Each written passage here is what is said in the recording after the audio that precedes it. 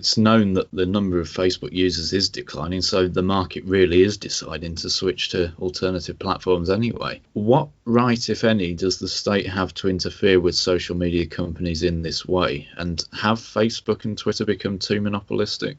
Well, they've become monopolistic by dint of providing a decent service. I mean, one of the things that libertarians would argue is that monopolies only exist in two scenarios: if the government allows them to exist by actually facilitating it through the laws, or if the service they provide is such that consumers have no need for anything else. Like, you've got high street bookshops, for example. Waterstones provide cheap books, good books, clean books, at a decent price in a nice environment. And as a result, there are very few other serious competitors in the high street books market to Waterstones, because it's a great company with good stores and a good product. So it's the same with Facebook. Facebook is an excellent product, and I see no reason why their monopoly, as you call it, is necessarily a bad thing.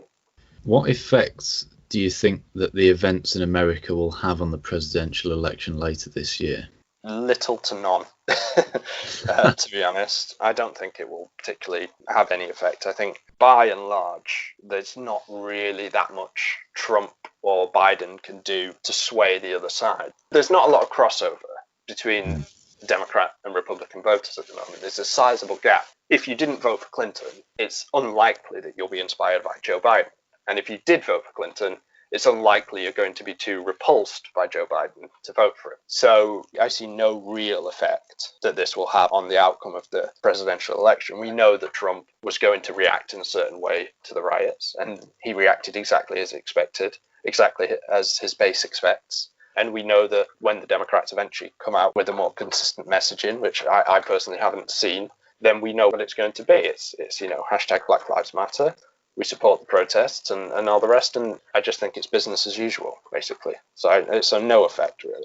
Perhaps there might be a good boost for Joe Jorgensen then. Well, hopefully. I mean, I obviously would like the Libertarian Party in the US to do much better than it has done. Whether Jorgensen and Spike Cohen are the right candidates for that, I don't know. I mean, the cynical part of me thinks that it's excellent that the Libertarian Party has fielded a female candidate, because they can play progressives at their own game, and it's only a shame that they didn't also pick Larry Sharpe as a running mate. And then they could have said, well, you wanted more minority representation at the highest levels of government. Well, here we have a female candidate, successful one, with a university doctorate and a history in business. And here we also have a minority ethnic running mate. This is what you wanted. So, put your vote where your mouth is. But, that's just the kind of identitarian cynic side of coming out and saying, play them at their own game. And focus on that as a campaign thing. You could do much worse than that. But the reality is that